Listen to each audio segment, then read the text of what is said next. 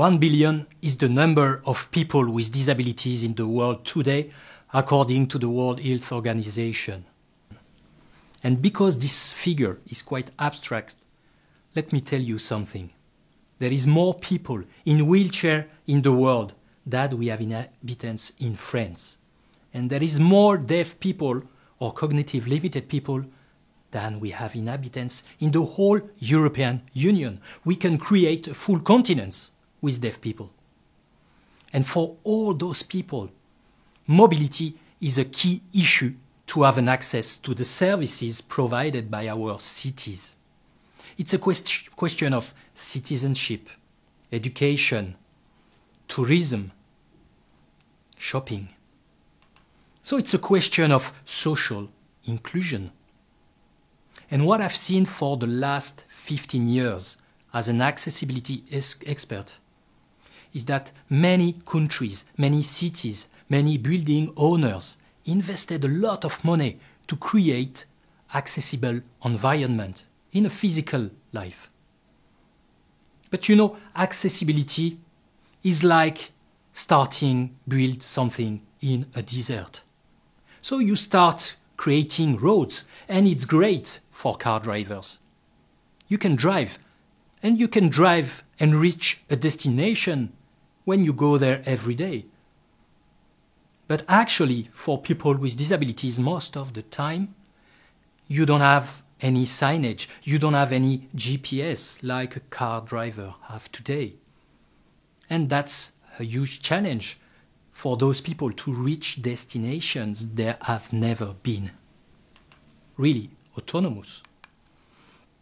What we know is that today about 84% of the people with disabilities use a smartphone in their everyday life and also in their... So this smartphone is a key to autonomy in our future cities. From our point of view, accessibility is based on 4 pillars.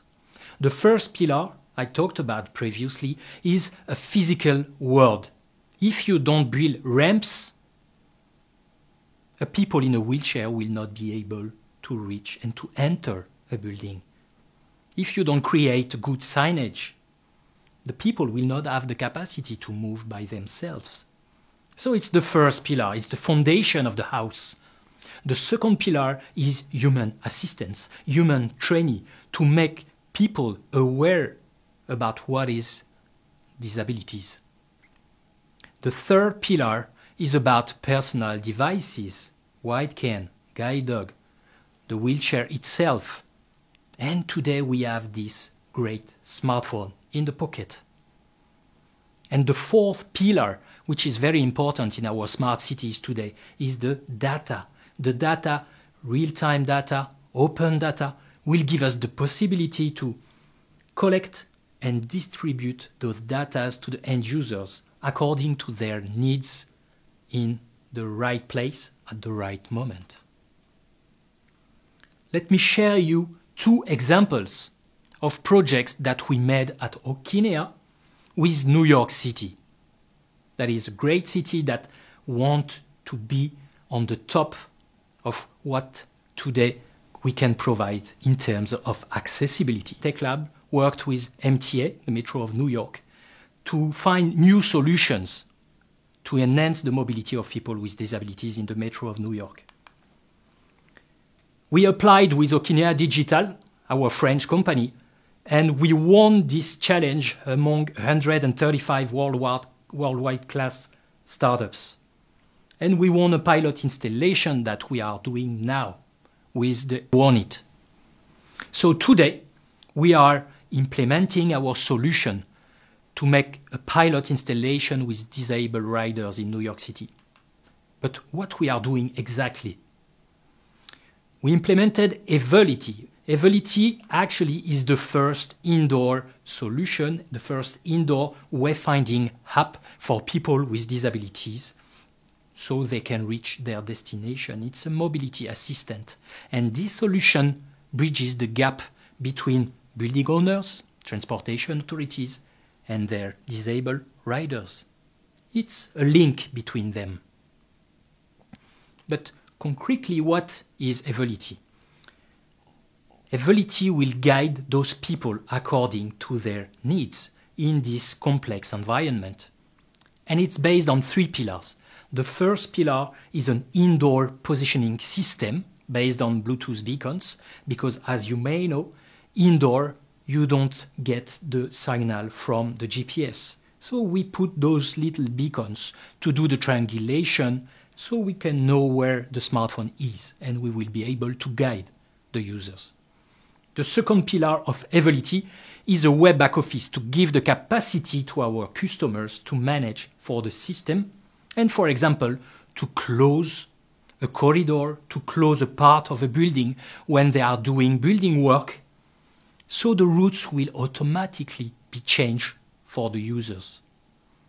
And for example, if an elevator is off, we will change automatically the route of people in wheelchairs. And it's a huge issue for them to be sure that they will reach an elevator that is working to people with disabilities. So how does it work? What is specific here is that we have different users. So for the first time, the user interface, when you download the app, will be different according to your own needs. And the user experience, the routes we will give you. So more precisely, Evolity has different user interfaces according to the needs of the users, and have different user experiences according to the needs of the users. A wheelchair people will not have the same route and the same interface than people that are blind, for example. What we use mostly is voice, audio information to guide them. And the solution has to work in the pocket, because when you are in a wheelchair, when you are blind, you need to have your hands free to move. And this is quite a technical challenge. Evolity today is implemented in metro stations, but it's also relevant for airports, railway stations, museums, theme parks, hospitals, office buildings, all those buildings that are quite complex when you need to have a personal assistant that will help you to reach a new destination. So that was the first project we made with the Metro of New York City, MTA. The second project I wanted to share with you today is about what we call acoustic pedestrian signals. Acoustic pedestrian signals are solutions that has been implemented since the late 60s in the US and in Japan. It's basically push buttons for blind and visually impaired people that they have to push to cross streets. This technology has been implemented in the 80s, in the 90s, but today we have the smartphone. And this is quite an issue for visually impaired people, that they need to find the push button, they need to touch it, and today we have the COVID, that is a supplementary issue. And the user service is not actually great.